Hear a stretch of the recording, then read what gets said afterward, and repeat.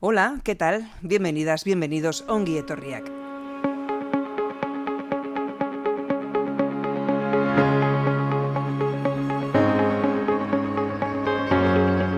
Canal podcast del Área para la Igualdad de las Mujeres de Salud Mental Euskadi, la Federación de Asociaciones Vascas que trabajan para defender la dignidad y los derechos de las personas afectadas por problemas de salud mental y sus familias. Somos Agifes de Guipúzcoa, Asafes de Álava, Abifes de Vizcaya y Asasam del Valle de Ayala. Y para este proyecto contamos con el apoyo de Emakunde y el Departamento de Igualdad, Justicia y Políticas Sociales del Gobierno vasco.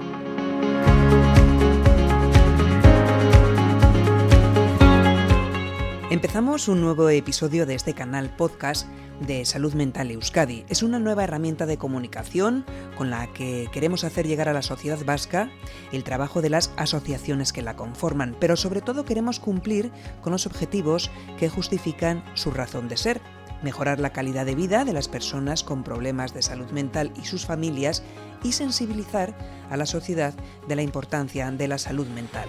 Y lo vamos a hacer desde una perspectiva de género, porque también en este ámbito hay diferencias entre hombres y mujeres. Soy Vicky Pizarro, periodista, y os voy a acompañar en este recorrido de la mano de Salud Mental Euskadi. Hoy nos hemos venido hasta la sede de la Federación de Salud Mental Euskadi. Nos abren las puertas de sus instalaciones para poder mantener una charla con Juncal Jiménez. Muy buenas, bienvenida. Hola, muy bien. Bueno, os voy a presentar a Juncal. Ella es socióloga, tiene 23 años, es de Luyando, Álava. Y tu trabajo de fin de carrera giró en torno a la influencia del género en el comportamiento de los alumnos y las alumnas que tienen déficit de atención. Y lo curioso es que Juncal, claro, sabe de lo que habla porque ella está diagnosticada de TDAH desde los 11 años. Y además, su madre recibió ya en la edad adulta el mismo diagnóstico. Bueno, antes de nada, Juncal, queremos darte las gracias desde Salud Mental Euskadi por participar en este podcast. Y la primera pregunta es clara. ¿Tú crees que es diferente el comportamiento de los niños y las niñas que tengan TDAH? Bueno, lo primero, pues muchas gracias por invitarme.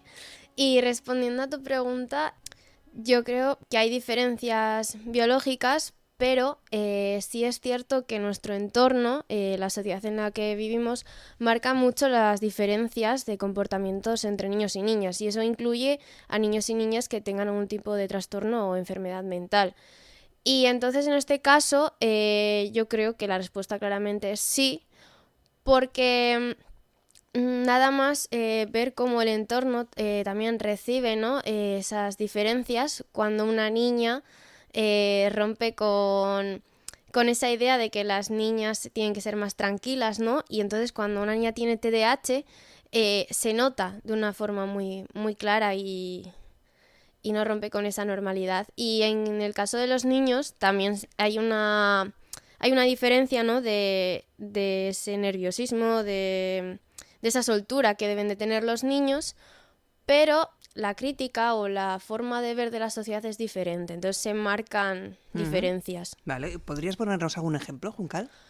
Pues, por ejemplo, cuando una niña tiene TDAH, suele ser la niña en clase, pues que a los ojos de los demás, la que llama la atención, la niña que está todo el rato pues molestando a las otras chicas, la que igual en nuestras cabezas no se puede decir que es una niña petarda, una niña que no...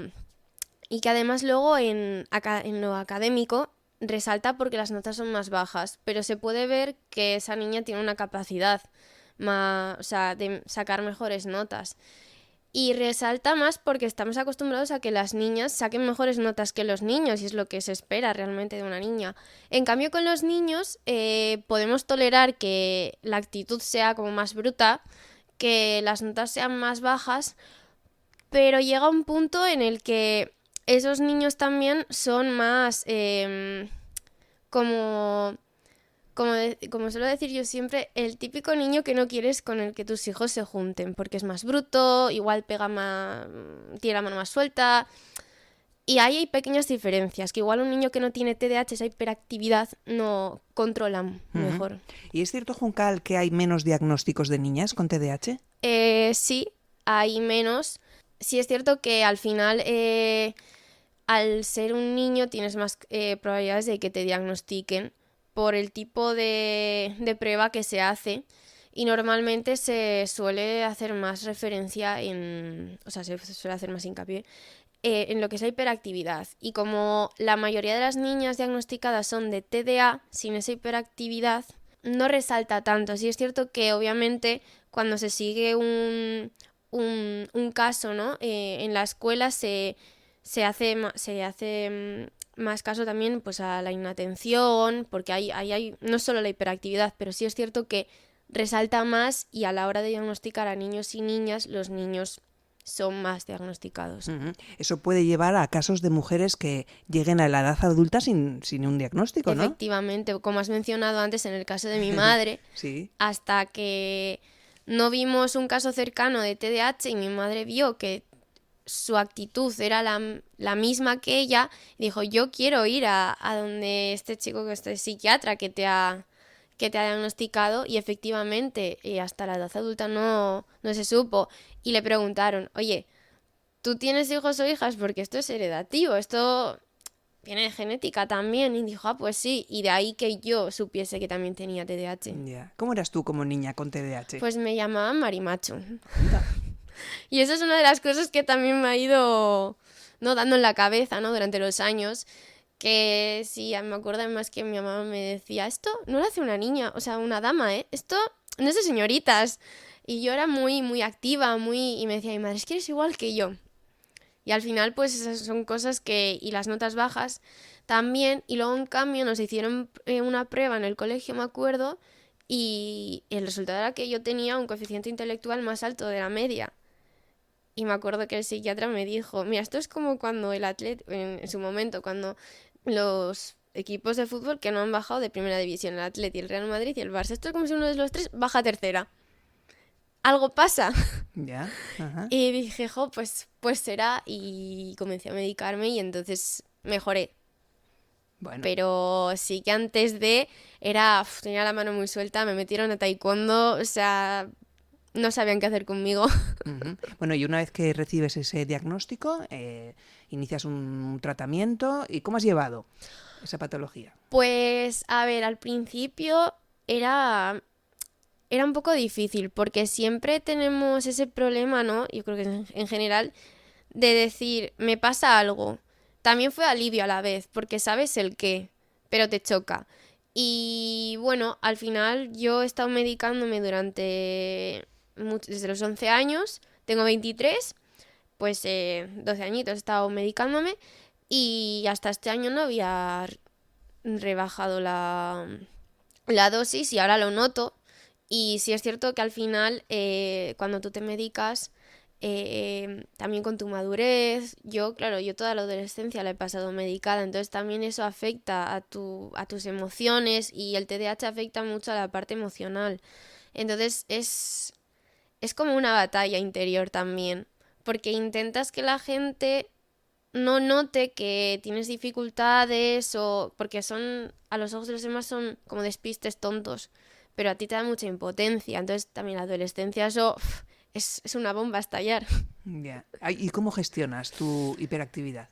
Pues he aprendido mediante el deporte a hacer cosas que hagan que salga esa adrenalina, para que yo después esté más calmada y me pueda centrar. Trucos también a la hora de estudiar, a la hora de ponerte a estudiar te cuesta mucho, porque cuesta muchísimo. Si a una persona que no tiene este tipo de trastorno le cuesta, pues tú te despistas con todo. Y también depende a la hora que te pongas. Tienes que buscar qué horas para estudiar son adecuadas para ti. Tienes que buscar también, ¿no? También como todo el mundo, ¿no? Si mediante esquemas y así. Y luego también cómo estés tú emocionalmente. Entonces, para eso lo que he comentado, hacer deporte, o si a alguien le gusta pintar, que pinte. Son estrategias para que tú estés en un momento calmado, calmada, y digas, vale, ya puedo gestionar, puedo tanto estudiar como llevar a cabo tareas del día a día. Es buscar puntos que digas, vale, ahora mismo emocionalmente estoy más o menos estable. Y todo eso se aprende. Se aprende. Con ayuda. Esto es como conducir, con la experiencia aprendes.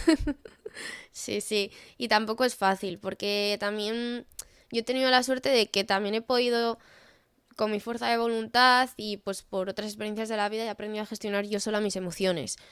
Que también, aún así, es necesario la terapia, porque la terapia ayuda muchísimo. Yo voy a psiquiatra para revisión, pero también he ido a psicólogo en el instituto y se agradece. Y yo animo desde aquí, que igual tiene mucho que ver, y a la vez decir que hay que ir a terapia porque aunque no tengas un trastorno o una enfermedad mental, es necesario, es como ir al dentista. Y a mí me ha venido muy bien y he aprendido también a informarme de diferentes psicólogos y psicólogas, tips para poder gestionarte, y de verdad que ayuda muchísimo. Y hoy en día tengo la capacidad de gestionarme gracias a ello, porque sin terapia y sin ayuda psicológica es imposible. Uh-huh. Oye, una madre y una hija, las dos con el mismo trastorno, ¿cómo lo lleváis? ¿Soléis hablar de ello? Sí, a veces sí, porque al final también chocamos mucho. Chocamos mucho porque la impulsividad está ahí. Y a veces yo hago descansos de las pastillas, porque al final tu cuerpo lo nota y necesitas descansar. Y hay días y semanas que digo, no bajo a casa de mis padres a ir, porque yo entre semana vivo con mis abuelos. No bajo a casa de mis padres porque voy a chocar con mi madre. O sea, pero yo he convivido mucho tiempo con mis padres y sobre todo en la cuarentena, eso se notó muchísimo. Porque chocábamos pero todo el rato y por tonterías, ¿eh? Pero al final esa impulsividad... Mira, yo otra cosa que he aprendido a gestionar, callarme antes de decir nada. Y no cualquiera lo puede gestionar también. Y es muy difícil porque sueltas algo y dices... Y igual te puedes arrepentir a los 5 minutos. Yo es que me arrepiento al segundo y digo... Y a mi madre le pasa lo mismo. Entonces, somos también diferentes personalidades. Y es complicado a veces llevarlo. O sea, la convivencia es a veces difícil, pero sí que lo hablamos a veces y decimos, a ver, yo soy así, tú eres así, tenemos esto también en común, sabemos por qué reaccionamos, pero tenemos que hacer pautas y poner aquí un descanso. Uh-huh. No obstante, el entorno familiar es adecuado, tener un entorno familiar Sí. adecuado para El sobrellevarlo. apoyo familiar es muy, muy importante. Porque, bueno, también de amistades, y si tienes pareja o no tengas pareja, también eso, ¿no? El entorno en general es muy importante porque esto es tanto con el TDAH como con cualquier otra cosa que te pueda pasar en la vida. Necesitamos apoyo. Y igual a veces no te pueden comprender. Pero a veces con decir, bueno, pues escúchame y respeta esto. Y ya está. Porque no todo el mundo se puede empatizar. Entonces, la clave es decir, mira, a mí me pasa esto, igual no lo puedes entender, pero respétalo y intenta ponerte en mi lugar y ya está. Uh-huh. Y bueno, o sea, al igual que nosotros con otras cosas. Pero es eso, es ese entorno de apoyo, de amor y de respeto y de empatía. Uh-huh. ¿Qué consejo darías a otras familias que puedan verse en esta situación? Mucha paciencia y que no siempre vamos a entender por qué la persona que tiene TDAH reacciona como reacciona, porque, repito, a veces nos arrepentimos al segundo de decir cosas o tenemos mucha impulsividad. Entonces, importante, terapia, intentar empatizar, intentar entender y no castigar o reaccionar de una manera que puedas dañar. Y es que... Creo que esa es la clave, de intentar empatizar, respetar y terapia, mucha terapia. ¿Crees que hay información suficiente en los centros escolares, tanto entre el alumnado o los profesores a la hora de gestionar estas situaciones de TDAH? Pues mira, de esto mismo acabé sacando las conclusiones, ¿no?, de mi trabajo de fin de grado. Y es cierto que falta mucho material y mucha formación entre profesorado y alumnado. Porque al final, si no te toca al lado, no te informas. Y eso nos pasa con cualquier otra cosa en la vida. Pero sí es cierto que a veces, comparando a los profesores de antes con los de ahora, hay un paso, pero no es suficiente. Porque hay diversas opiniones respecto a esto. Pero sí es cierto que mucha gente que yo conozco que estudia en magisterio dice... Doy muy poco sobre trastornos o enfermedades mentales. Te tienes que especializar, de ahí las personas PTs. Pero sí es cierto que un profesorado que no se especializa sí que debería de tener más formación base. Uh-huh. Porque al final los profesores y las profesoras son quienes pueden detectar. Y detectar a tiempo esa atención temprana es muy importante. Muy importante porque... al final puedes ahorrar muchas complicaciones psicológicas, sobre todo para ese niño o para esa niña, y para las familias. Porque entender que a tu hijo o a tu hija le pasa algo y no sabes qué le pasa es muy frustrante. Entonces se necesita más material, más inversión, y así pues se estaría mucho mejor. Bueno, en tu caso, a ti un diagnóstico y un tratamiento te han llevado a una vida plena y absolutamente normal, Sí. a terminar una carrera universitaria. Cosa que ni en mi casa ni yo misma nos lo esperábamos. O sea, porque al final te frustras, dices, no, yo no voy a llegar a nada. Y a mí me pasó más de una vez de decir, es que no voy a llegar a nada. Y con paciencia, con gente que me ayudaba, con particulares también, con apoyo de la familia, porque el ver que lo intentas y te cuesta, pero eso no significa que no lo vayas a conseguir. Yo, por ejemplo, repetí segundo de bachillerato. Psicológicamente no estaba bien, se me acumulaban muchas cosas, pero al año siguiente me lo saqué. O sea, que a veces intentamos también, yo creo que la sociedad proyecta una imagen de que tenemos que hacerlo todo rápido, todo, que si repites curso eres un fracaso. Luego la forma de enseñanza en general, no todo el mundo. Yo no podía llevar bien el ritmo del tipo de sistema educativo que hay en el instituto. Luego llegué a la universidad y para mí fue una maravilla, porque era casi todo con trabajos. Entonces, esas cosas marcan también. Uh-huh. Y en el plano personal, ¿cómo lo has gestionado? Me refiero, ¿tu entorno de amistades conoce tu trastorno? Sí, al principio lo ocultaba, porque me sentía el bicho raro. Y me daba miedo que la gente se metiese conmigo, porque alguna vez ya recibí algún comentario que me hizo mucho daño y quería ahorrarlo.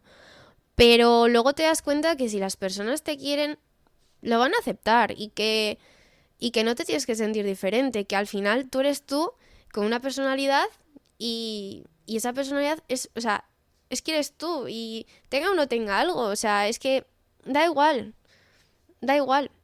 Y si los demás no quieren aceptarte es su problema. Entonces quienes de verdad merecen la pena están ahí contigo y te aceptan. ¿Y a la hora de tener pareja, es algo que pones encima de la mesa o Yo ha condicionado tu vida? Sí, o sea, yo en el primer momento que empiezo a darme cuenta de que algo empieza a cuajar con alguien, digo, mira, a mí me pasa esto y lo quieres entender bien y si no, pues agur, ahí está la puerta.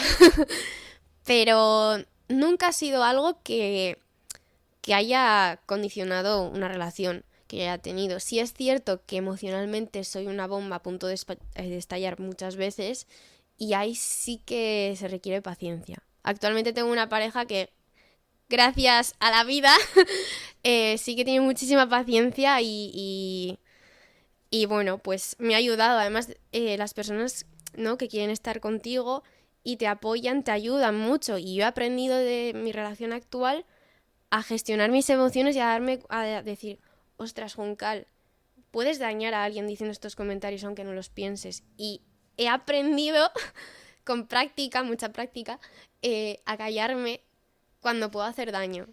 Entonces, son cositas que dices, es que la otra persona tiene que entender, pero es que yo misma lo tengo que entender, que no puedo soltar lo primero que piense, tengo que aprender a gestionarlo y eso necesita mucho tiempo, porque tienes que mentalizarte de que sí, tengo un trastorno que hace que tenga una impulsividad bastante heavy, pero tengo que relajarme, tengo que aprender a gestionarlo porque puedo hacer daño al que está a mi lado y esa persona quiere estar conmigo, sea familiar, pareja, amigo, porque seré pues buena persona, buena amiga o lo que sea y quieren mantenerse ahí. Entonces tengo también yo que respetar. Uh-huh. ¿Y conoces a chicas de tu edad con el mismo trastorno? ¿Ponéis en común? No, soy la única. La única. Mucha gente, tanto profesorado como gente a mi alrededor, que soy la única chica que conocen con TDAH. Y eso no será porque no existen, será porque igual no lo cuentan, ¿no? Bueno, no, miento, perdón. Hay una chica que conozco que coincidió con ella en la carrera, hacía sociología pero en castellano. Y un día, estando en sociología de la salud, salió el tema y ella contó, tiene un año más que yo, y contó que ella también tenía. Y empezamos a poner en común cosas y nos dimos cuenta que, pues, que nos decían igual a las dos que éramos unas vagas y que no nos esforzábamos lo suficiente, o cosas así. pero ya está, es que no he vuelto a conocer a otra chica, nada. O sea, chicos sí, muchos, pero chicas, pues contando conmigo la otra, 2. ¿Y referentes de personalidades públicas? ¿Tienes alguna que haya dicho? Sí, hace poco salió una cantante, María Becerra, argentina, que ahora está muy, muy de moda, que tenía TDAH, y Miley Cyrus creo que también tiene TDAH, y creo que alguna que otra persona más, creo que también, pero de que sé fijo, ellas 2. Es importante tener esas referencias, ¿no? Para vosotras. Sí, porque te das cuenta de que hay mucho estigma. Y porque el TDAH o crees que existe o no crees en él. Y si crees en él tampoco te piensas que es para tanto. Entonces, tener una persona famosa que, joder, tiene el talento y la potencia que tienen esas 2 mujeres, por ejemplo, es como decir, pues os cayó la boca a todo el mundo. Es como, toma. ¿Y crees que las mujeres que tienen algún tipo de trastorno mental sufren una mayor discriminación? Yo creo que sí. Porque al final vivimos en la sociedad en la que vivimos. Y sí es cierto que cada vez el feminismo da un paso para adelante, pero es obvio que hay mucho por hacer. Y cuando tú tienes un trastorno mental o una enfermedad mental, si ya de por sí tú te llegas a estigmatizar a ti misma, el hecho de ser mujer condiciona también. Porque bueno, yo creo que es bastante obvia la desigualdad que hoy en día todavía hay entre hombres y mujeres. Entonces, porque además el estereotipo de mujer que se nos inculca desde que somos pequeñas no hace uno con tu realidad. Entonces dices, no te ves sexy, no te ves capaz de nada, o sea, toda tu autoestima, pero con el tiempo aprendes y dices, a ver, es que los estereotipos, los cánones de belleza son los que son y yo no puedo intentar ser eso porque no lo soy y eso ni siquiera es real. No es real. Una mujer real es una mujer cualquiera. O sea, ni miras ni clase social, ni raza, ni salud, o sea, nada. O sea, todas somos reales y lo que nos imponen no es real. Bueno, hablaba Juncal de la importancia de tener referencias públicas, pero yo creo que ella misma ya se ha convertido en una referencia. Es una mujer valiente, que es capaz y además quiere contar su caso porque puede servir de ayuda también a otras personas, ¿verdad? Sí, y bueno, y eso espero, porque al final cuando no sientes que otra persona te puede comprender o que no hay algo, un ejemplo, un caso, mejor dicho, parecido al tuyo, sientes que nadie te va a entender. Porque por mucho que haya gente a tu alrededor que te apoye, que esté contigo, dices, es que no lo vives, no lo puedes entender. Y cada persona que lo vive no lo vive de la misma forma. Somos personas diferentes, con personalidades diferentes. Pero si el hecho de ver a una persona contando su experiencia y diciendo no pasa nada, si eso puede ayudar a alguien, pues encantadísima de la vida. Encantados nosotros. Juncal Jiménez, mil gracias en nombre de Salud Mental Euskadi por participar en este episodio del canal podcast, y a los que nos estáis escuchando os emplazo a que estéis atentos a los siguientes capítulos. Hasta la próxima, Juncal, gracias. Muchas gracias a vosotras.